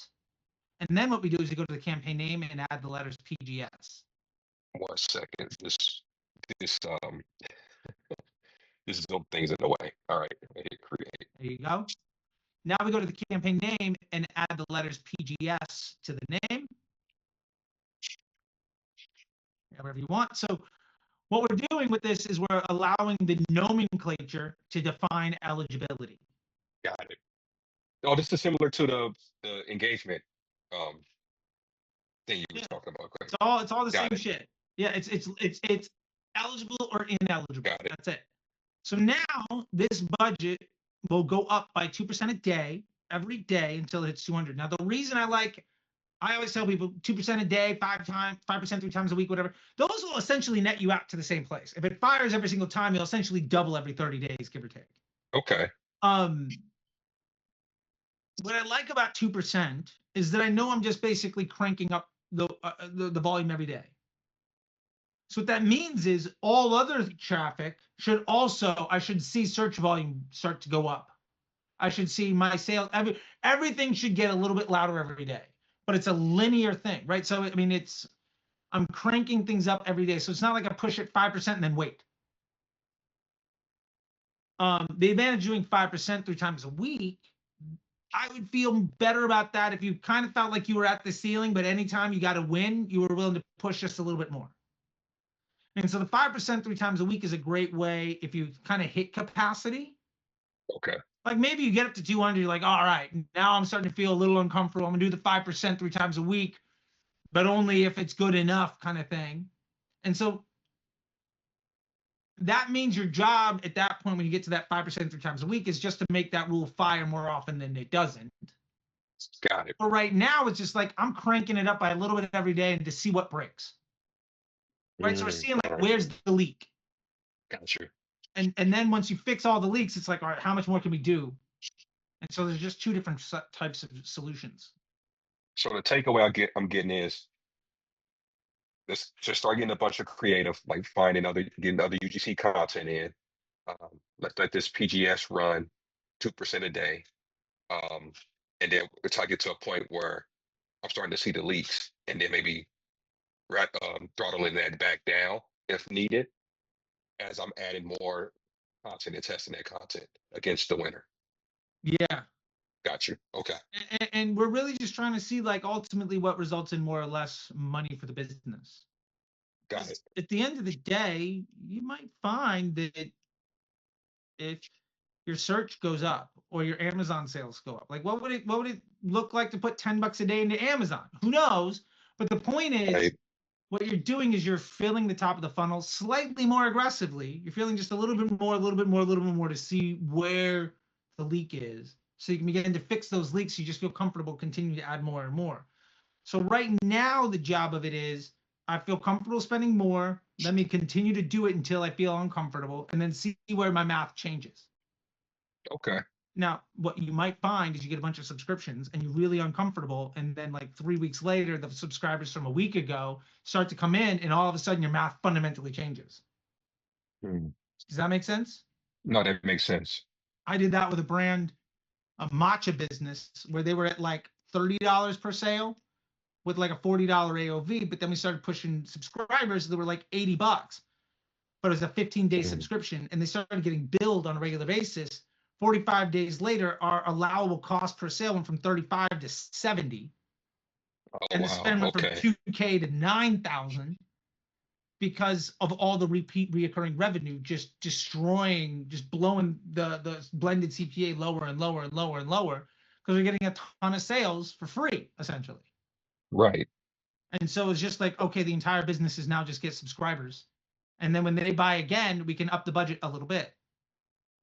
And then as long as the new subscribers comes in faster than subscribers leave, the amount of money we can spend on ads goes up. And so then we Okay. essentially stop caring about the CPA entirely. We're just Right. saying, well, the business model works. We're just going to crank up the volume. And then anywhere there's a leak, we plug it up, right? So it's like whatever that ends up looking like. So that's a very different business model, but you get to the point where you kind of just stop caring about the individual performance of any ad because it's about the blended CAC across the entire business, and you acquire customers faster than you churn them. Okay. It sounds like I need to get that subscription, tracking that subscription. That subscription, As well. that'll really help. Yeah, I need to get that in there. Yeah. Yeah, but all right, man. I think that's that. Thanks, Charlie. We've been on for almost 2 hours now. So I think I'm gonna call it. And thank you guys so much. We'll probably end up doing one more of these next week because I think we had 2 people that didn't make it because of time zones, and I might, the week after that I might be gone. So we might try to squeeze 1 or 2 more of these in. We'll see what we can do to just provide as much as we can for folks. And remember to keep a lookout for the tiers. We might be doing that premium one soon when the tech becomes available. And you might see a free one available, but remember, those guys aren't seeing half the stuff and they can't participate in anything that we do live. They're basically, it's just putting the YouTube community section or the comment section into a group. That's all the freemium one is. So with all that being said, everybody, take care of yourselves. Have fun tomorrow on Halloween. And yeah, see you guys later. Bye, everybody. Bye, Charlie. Thank you. You're welcome.